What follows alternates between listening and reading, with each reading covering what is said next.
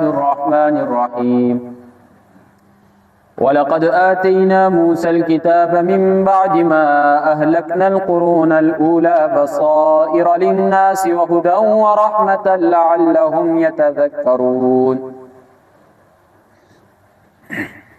اس سے پہلے والے رکوع کے اندر اللہ نے موسیٰ علیہ السلام کا مدین سے واپسی کا سفر اور فرعون کے دربار کا تذکرہ کیا کہ ادھر جا کر فرعونیوں کو تبلیغ کی، آگے سے جواب کیا ملا، اس ساری چیز کا تذکرہ تھا۔ اب اللہ ان واقعات کے مقصد کو بیان کرتے ہیں کہ کیوں یہ واقعات نقل کیے، یا موسیٰ علیہ السلام کو کتاب دی، تورات تو کیوں دی، یا موسیٰ علیہ السلام کا واقعہ آپ کو سنایا تو کیوں سنایا، ان ساری چیزوں کو اب اللہ اس رکوع کے اندر بیان فرمائیں گے۔ اللہ فرماتے ہیں وَلَقَدْ آتَيْنَا، قسم بخدا ہم نے عطا کیا موسیٰ علیہ السلام کو الکتاب تورات ہم نے موسیٰ علیہ السلام کو دے دی۔ کب دی؟ من بعد ما اہلکنا القرون الاولی، پہلی امتوں کو تباہ کرنے کے بعد دی۔ پہلے کتنی امتوں کو تباہ کیا؟ قوم سمود، قوم عاد، قوم لوط، کتنی امتیں تباہ ہوئی، قوم شعیب، ساری تباہ ہوئی نا۔ اس کے بعد ہم نے موسیٰ علیہ السلام کو مبعوث کیا، مبعوث کرنے کے بعد ہم نے انہیں کیا دی؟ کتاب دی۔ اور کیسی کتاب تھی؟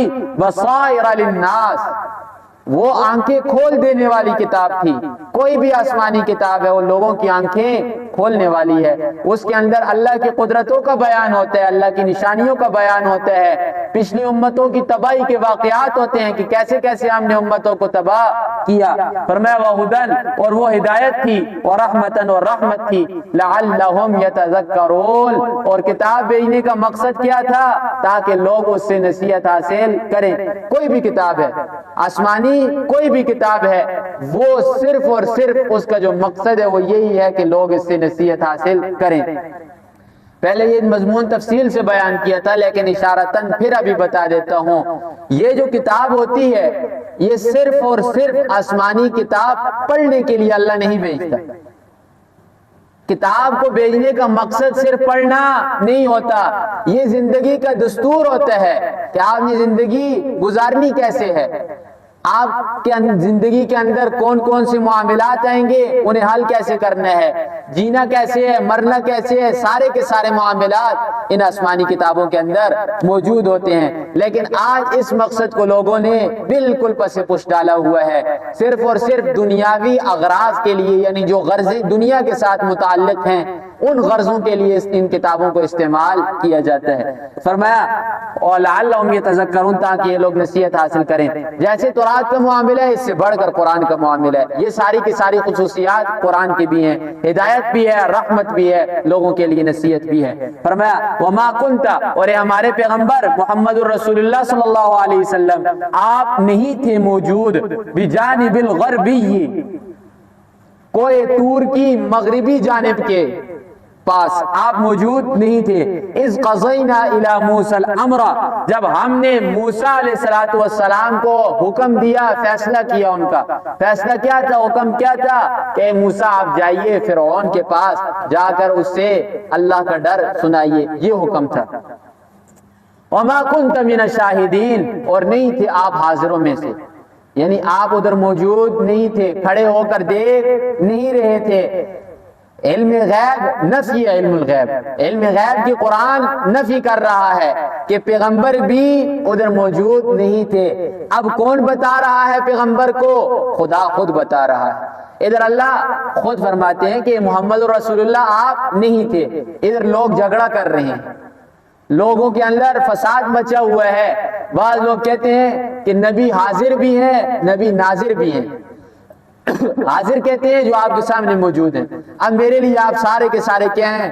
حاضر ہیں، اور میں آپ کے لیے حاضر ہوں، اور آپ سارے ناظر ہیں اور میں بھی ناظر ہوں، دیکھ بھی رہے ہیں ہم ایک دوسرے کو، حاضر موجود بھی ہیں، ناظر ایک دوسرے کو دیکھ بھی رہے ہیں۔ لیکن پیغمبر صلی اللہ علیہ وسلم نہ ہی حاضر ہیں نہ ہی ناظر ہیں، لیکن لوگ جھگڑ رہے ہیں۔ وجہ کیا ہے جھگڑنے کی؟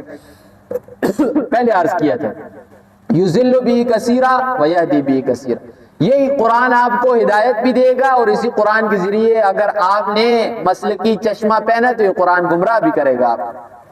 اگر چشمے کو اتاریں مسلکی چشمے کو تو قرآن صاف ستھرے لفظوں میں آپ کو بتا رہا ہے وما کنت من الشاہدین، اے پیغمبر آپ ادھر حاضر نہیں تھے، آپ موجود بھی نہیں تھے، حاضر بھی نہیں تھے، انہیں دیکھ بھی نہیں رہے تھے۔ آگے اللہ فرماتے ہیں وَلَٰكِنَّا أَنشَأْنَا، لیکن ہم نے پیدا کی قروناً نئی امتوں کو۔ اگر قوم لوط کو اللہ نے تباہ کیا، دنیا کا نظام ختم نہیں ہوا، قوم صالح تباہ ہوئی، دنیا کا نظام ختم نہیں ہوا، قوم سمود اسی طرح کئی بستیاں تباہ کی اللہ نے، دنیا کا نظام رکے نہیں روکا۔ فرمایا یہی حالت ہے۔ مکہ والے اس وقت قرآن کے مخاطب تھے کہ مکہ والوں اگر اللہ تمہیں غرق کر دے، ختم کر دے تو دنیا کا نظام ختم نہیں ہوتا۔ تو قرآن تمام امت کے لیے آج ہمیں بھی یہی سبق دیا جا رہا ہے کہ اگر آج ہمیں بھی اللہ تباہ کر دے، ختم کر دینا، تو دنیا کا نظام کے اندر کوئی کسی قسم کا فرق نہیں پڑتا۔ 100 سال پیچھے اٹھیں دیکھیں، کوئی ایک ہم میں سے دنیا کے اندر نہیں، سارے کے سارے ہم نے آئے، اور 100 سال بعد دیکھیں گے ہم میں سے کوئی ایک نہیں ہوگا، تو کہ دنیا کا نظام تو نہیں رکتا۔ اللہ فرماتے ہیں میں نے نئے لوگوں کو پیدا کیا، فَتَطَاوَلَ عَلَيْهِمُ الْعُمُرُ، اور ان کی عمریں بھی ہم نے طویل کی۔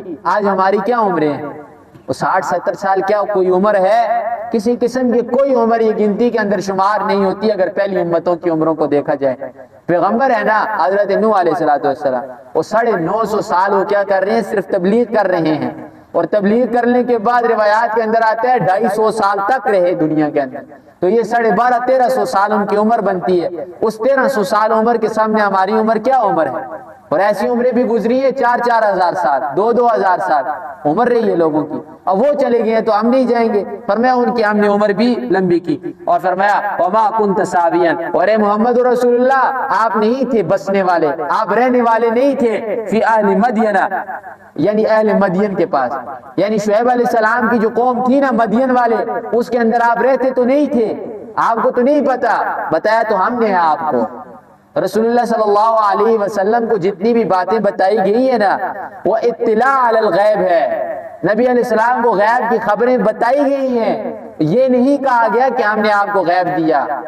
نبی کوئی بھی ہو، یہ علم غیب جو ہے یہ اللہ کی صفت ہے، عالم الغیب والشہادہ، قرآن میں ہے، اللہ خود فرماتے ہیں کہ اللہ ہی ہے غیوب کو جاننے والا، غیبوں کو جاننے والا۔ اور پہلے بھی عرض کیا تھا اللہ کی جو صفات ہیں ان کے اندر کوئی بھی شریک نہیں ہے، ان کے اندر وہ کیا ہے؟ اکیلا ہے۔ وما كنت ساويا في اهل مدين تتلو عليهم آیاتنا، تلاوت کیجئے محمد رسول اللہ ان لوگوں کے اوپر ہماری آیتوں کو، ہم نے آپ کو بتا دی، اب آپ کا کام کیا ہے؟ لوگوں تک پہنچانا۔ وَلَٰكِنَّا كُنَّا مُرْسِلِينَ، اور تھے ہم رسولوں کو بھیجنے والے۔ فرمایا یہ جو رسالت کا کام ہے رسول بھیجنے کا، یہ اللہ ہی کا ہے، اللہ ہی ہے رسولوں کو بھیجنے والا۔